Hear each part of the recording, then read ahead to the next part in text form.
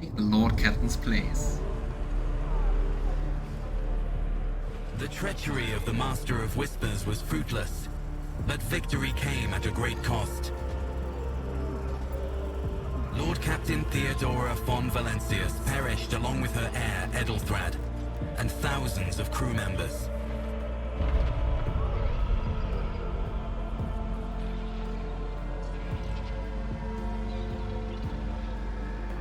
Thousands of crew members. Yet hope remained, for the second in line to the rogue trader dynasty survived, and through the strength of his resolve, saved those who were counting on him for protection.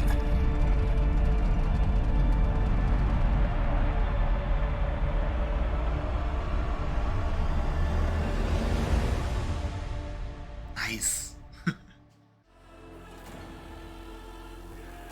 Idle chatter strictly forbidden on the bridge, although between tasks the officers still found the opportunity to discuss the latest developments.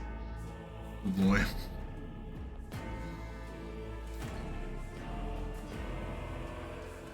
Siege, called Neth and Dark Tongue, the second eldest of the four.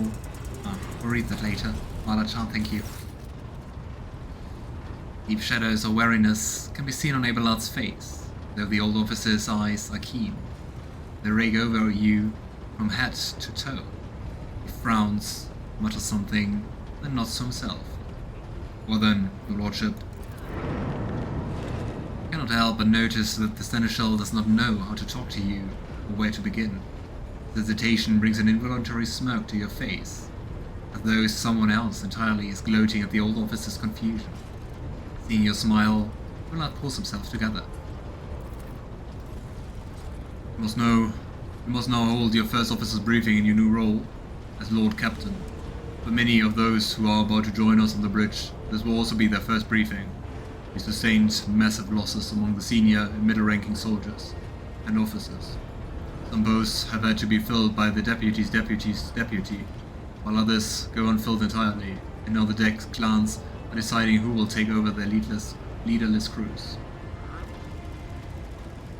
Yeah, I guess we completely changed all the higher ranks. Maybe except Abelard. How do we come to lose so many officers? It appears that heretics were deliberately targeting the vessel's command. They knew exactly whom they were looking for and where they could be found, which is unsurprising given that their informant on board was our own Master of Whispers. Abelard grimaces. Right, I will just make myself another tea.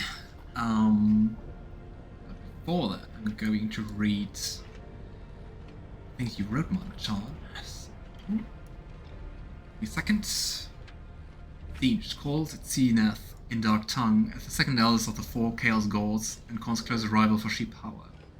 Bakon is a martial god. Zenith, Siege, it's hard to pronounce. Puts more stock in intelligence and cunning over muscle and brute strength.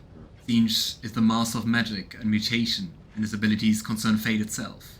He's known as the great game's greatest player, and this is due to his ability to glean the future, see the likely roads in which events will unfold. Definitely sounds like that, what the future seeing and visions. Not content to simply sit and watch, the great conspirator often twists and tampers with fate, and it is said his labyrinthine schemes touch the lives of everything, mortal and daemon. His followers are those who crave knowledge of the darkest kind of mastery over magic. As such, Siege ranks are full of wizards, mages and the likes. Sounds like someone my D&D characters could accidentally worship. Following an event known as the Great Shattering, Siege was permanently weakened and much of his power was lost, each piece of him turning into a spell. These spells in turn would turn into the laws of magic, and thus all laws find the origin of change of ways. Village the Curseling is one of his champions and favoured spellcasters, as well as a mortal whose fate he changed to the purposes of anarchy. From the wiki about Zenith. Thank you, Marazhai, very interesting, and definitely seems that those two are at least connected.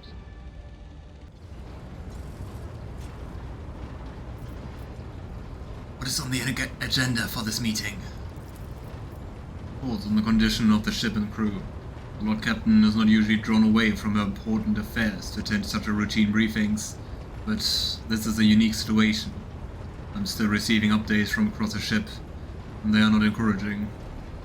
Getting this bird to fly could take a gargantuan effort, even so far as you personally negotiating with the authorities of the system you're currently in. So, prepare to hear a bevy of complaints and excuses to your lordship.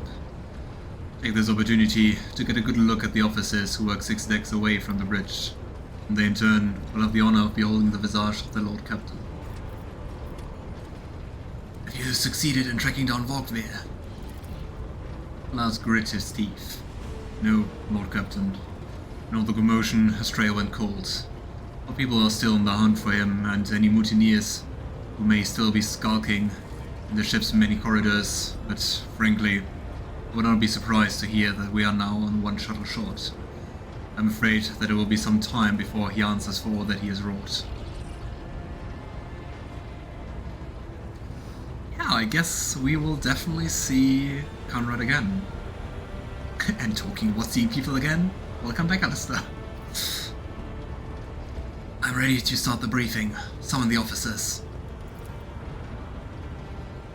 The jester, Abelard relays the order to the adjutants at the far end of the magnificent chamber. Why do I get now tutorial and consumables? A dozen pairs of eyes bore into you, the expressions revealing restraint, joy, curiosity, and wariness. Attention officers, you've been granted an honor. Lord Captain Edward Van Valencius will personally conduct today's briefing. Our most gracious Lord Captain is ready to hear your reports.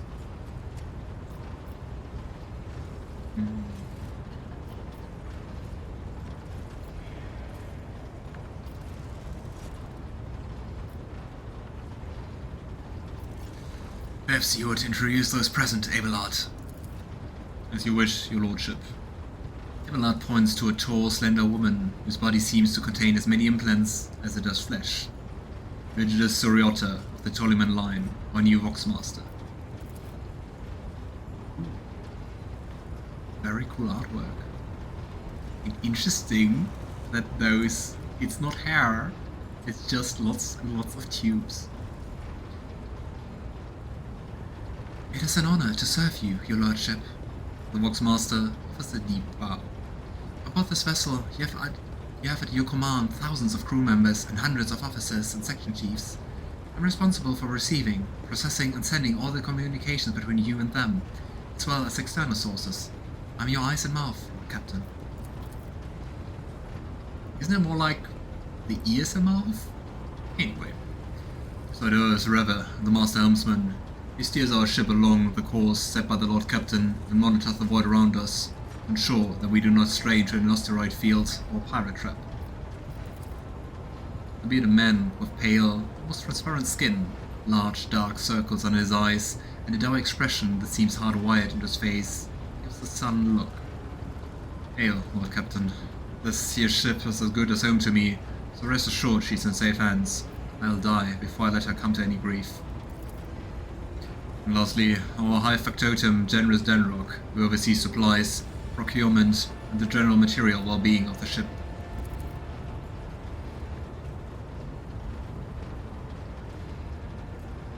Wow. Quite some artwork. He looks like a very evil noble. Dressed in an embroidered jacket, the heavy-set man with oiled hair, offers an obsequious smile and bows. It is an honor, your lordship. You may trust me with all matters concerning your comfort. Everything will be done to the highest standard. In the second row, we have 3 officers charged with overseeing the ship's vital functions. The Master of Ordnance is responsible for the artillery aboard. The Infernus Master, whose crew work to prevent and extinguish fires on the ship. And lastly, the Rice Master, servant of the Omnisire. What is that? Machine God, Omnisire. A supernatural entity, god of all knowledge, worshipped by the Adeptus Mechanicus.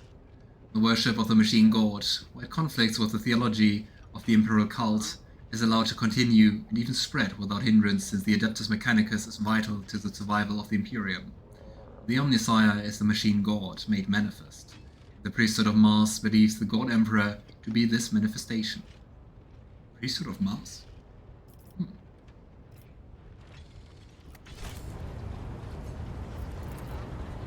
The three officers salute you. The Infernus Master does so with confidence, but the Master of Ordnance betrays nervousness. The Dice Master offers a salute resembling a dance, involving the complicated manipulation of all the tech priest's mecha dendrites. What are those?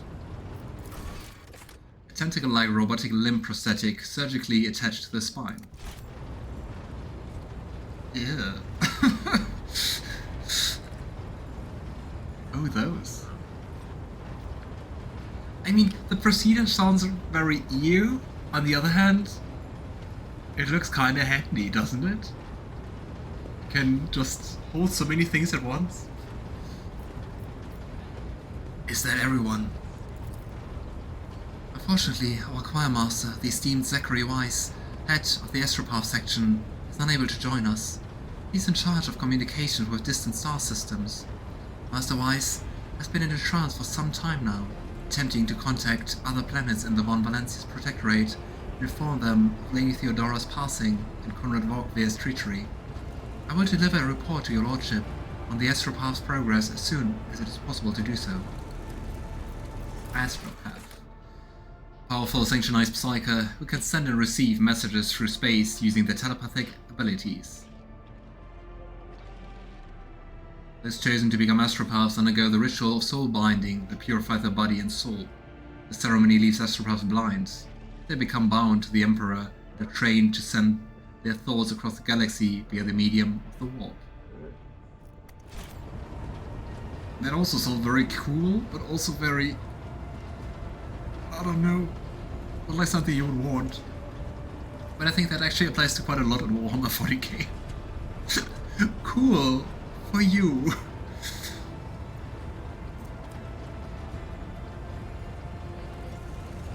Quote, you know nothing of either, said UR025. Quote, I've met the Omnissiah, the actual one, not the Earthling corpse. I would find you extremely disappointing, man of iron sentient AI. Where's that from, Alistair? And yeah, those dendrites are a little bit like Dr. Octopus. All others are present are adjutants, secretaries and deputies. They are here to make a record of proceedings. I wish to hear the Infernus Master's report first. Basil Nelsey. Yes, Lord Captain. The tall young man bows his head in deference. I can report that all fires across all decks have now been extinguished. A preliminary damage assessment in terms of material losses and crew casualties has been completed. The results have been submitted to the Seneschal and the High Factotum. The post passed to him after the previous Infernus Master and his 3 deputies expired in the line of duty. Abelard remarks in a low voice, pitched for your ears only. The ladder's managing well so far. He can take the heat, so to speak. Was that a dad joke? Abelard? High Factotum, what have you to report? We are toiling day and night to compile a full account of the losses. The task will require next to no involvement from your lordship. I will personally ensure that all damaged components are given into the tech priest's hands for attention, and that all lost supplies are replaced. There's only one resource that I cannot replenish single-handedly, and that is people. We have lost more than 2,000 crew members, and unfortunately this number is not confined to the scum from the lower decks, which are easily replaced, but also includes trained professionals. We will be able to make up our losses on the nearest planet, Ricket Minoris. However, the whole system in fact, belongs to the Winterscale Rogue Traders dynasty. We cannot simply begin recruiting on the planet without first coming to an understanding with the governor. In that respect, I am powerless. Negotiations at this level are a matter for the Rogue Trader. Yeah, I already expected that. That was a short story about the Mechanicus and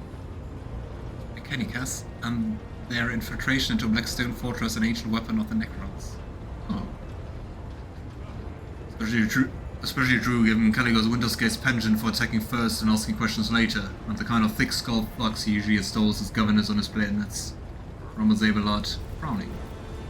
Drive Master, I will hear from you next. A voice, distorted by a Vox retranslator, emerges from under the tech priest's scarlet hood. Lord Captain, the force that sets up the noble void ship destroyed the repositories of hundreds of machine spirits.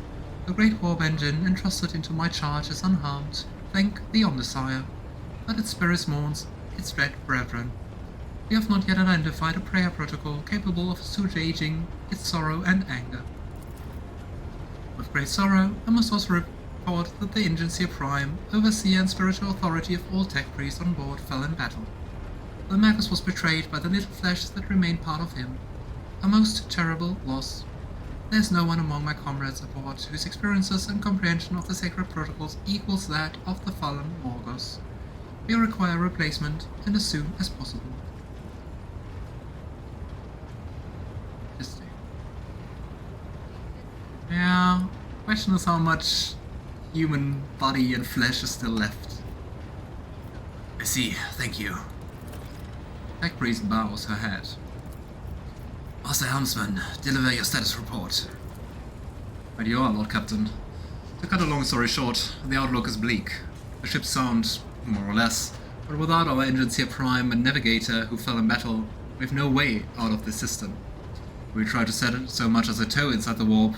I don't know what will happen first. Our warp drive being torn to pieces, or all of us melting into bulkheads. That sounds like it should be avoided. Your Lordship, if you will allow me to interject, when we arrived in the system, my crew followed standard protocols and conducted a count of all the available communication channels in the region. One of them was the Navis Nobility Station. What is this? An ancient Navis Nobility. An ancient organization of noble mutant families whose genes allow them to safely guide warp-capable void ships through the Imperium. The great houses of the Navis Nobility are some of the wealthiest and most politically powerful nobles in the Imperium. They maintain their recessive Navigator gene through selective breeding, yet it is more likely that the gene itself causes genetic instability and mutation as the Navigator grows in power and age, which we saw with the previous Navigator. The station maintains complete Vox silence, but even its presence here inspires hope. To have located a Navigator in the very same system is an incredible stroke of luck. True blessing from the God Emperor. What is that? A sharp bolt of pain lances through your skull, as if in response to what you just heard. You understand that it is not the God Emperor you should thank for such good fortune. The word of the daemon that appeared before you during the translation to real space echo in your mind. I am the will of the Weaver of Destinies, and today I will weave you a new thread of elusive possibilities and fickle chances. The thread that will lead you out of the maw of irreversibility. The thread that will help you find the keys to salvation. Yeah, not good. If I were you, I'd grab this chance with both hands, or else you'll soon be eyeing up asteroids to use at your new residence. In slightly less shitty news, we can go round and round the system till our heads are swimming, as long as the Prometheum and supplies last. And if any thick as grog shit lowlifes come sniffing around, we'll be able to take them out, so don't worry on that score. Prometheum? Ah, the fuel. Master of Ordnance, do you have anything to report? Master of Ordnance gives you a gloomy look. No, my job is simple. Maintain the arsenal and fire when I'm told. Just ask anyone, we've got no able crew, no Lord Captain. Oh boy. Master of Ordnance, you forget yourself. So what? Comes the officer's hostile and bitter reply. It is as if a dam has burst inside, and all his pent-up emotions are rushing out of him. The ship is in ruins, every second officer's dead. Now we've got a Green Lord Captain who's supposed to lead us to voids knows where. That's like something which could get you killed. Silence. The bridge's magnificent glass panes seem to tremble under the force of Abelard's roar. Enforcers, seize this mutineer. Can you stop?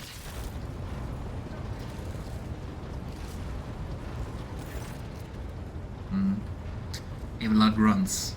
If only one officer out of the whole lot has fallen to pieces, then that's not bad at all. Your lordship, I do humbly apologize on behalf of the entire crew. What would you have us do with the Master of Ordnance? The former Master of Ordnance, I should say. Besides, find a replacement, that is, for we already have one lined up. Once again, we have our different convictions. Yeah, and we're going to go with the merciful one in hopes that it won't inspire others to do the same, but I like to see that we're a team. 3 doesn't sound like a Warhammer thing to me. Stand down, release him. I've no intention of punishing a man for a moment of weakness, not after the terrible attack we have endured. Abelard stares unblinkingly at the Master of Ordnance. Cease your civil nibbling. Disgrace yourself and your entire clan. Enough. This hysterics are over. Let us resume. The Master of Ordnance stands up, wiping the blood from his broken nose. His face is the picture of shock. What just happened seemed to be dawning on him now, and the knowledge of the fate he so narrowly escaped. To summarize, we have sustained serious losses in crew members and we require a new Agency Prime and a Navigator. Is that all that is preventing us from continuing the voyage?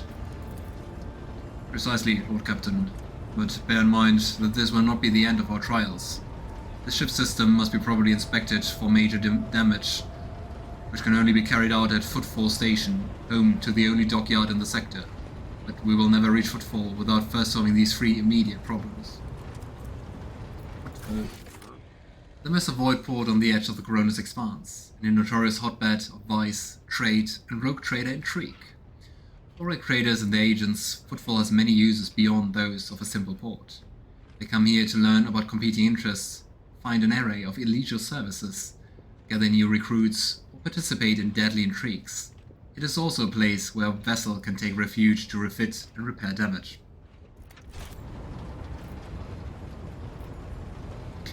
What can you tell me about the system in which we currently find ourselves? See to the Voxmaster on this point, Mistress Solomon.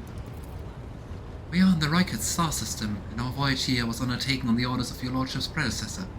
There are 3 inhabited bodies in the system, and our attempts to send Vox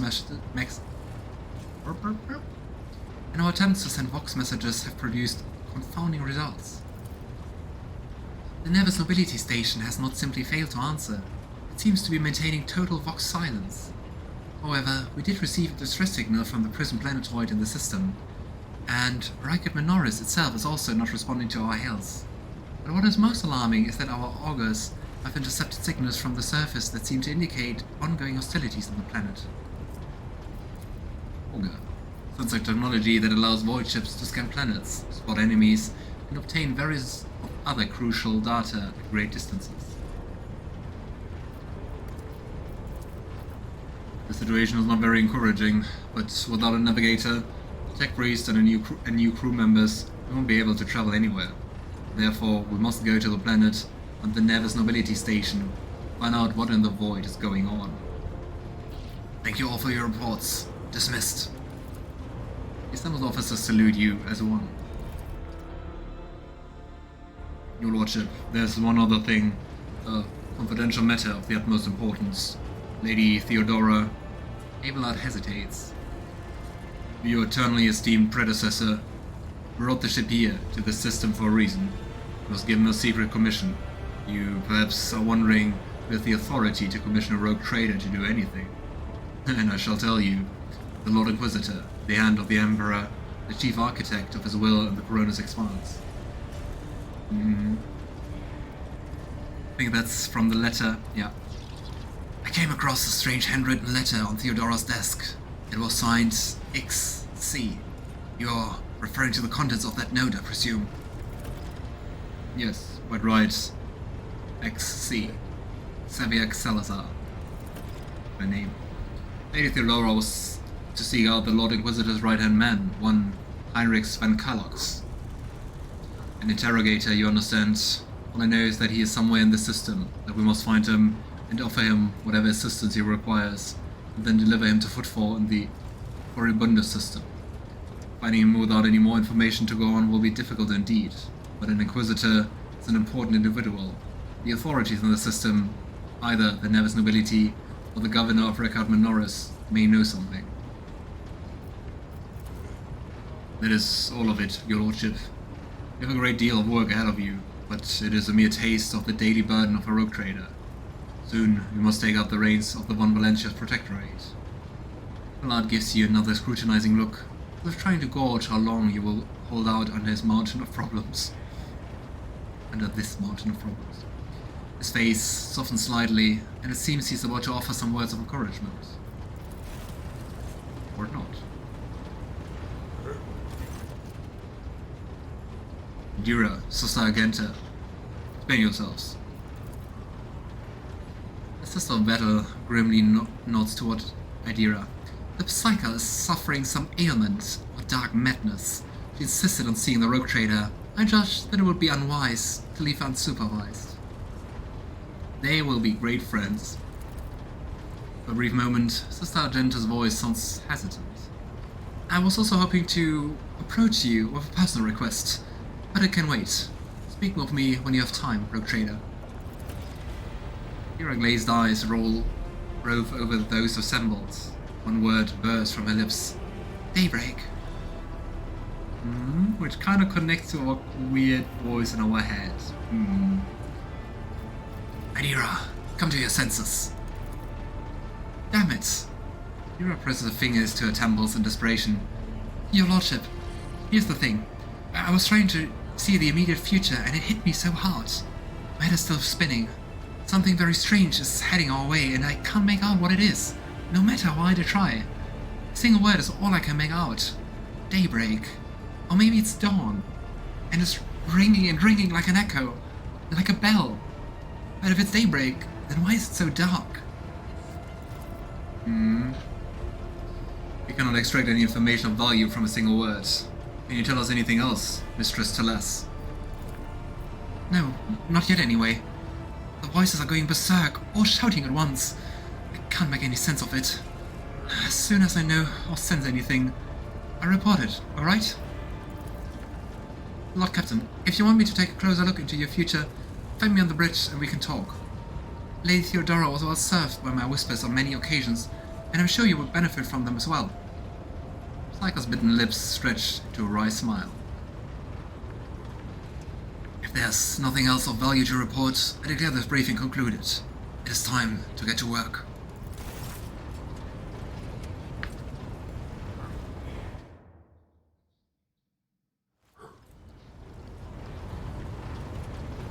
Right, so what to do next? Let's talk to our companions. Should we go explore the galaxy? Should we talk with the other NPCs? Rather psych out the airlock. No, Alistair, we are not going to do that.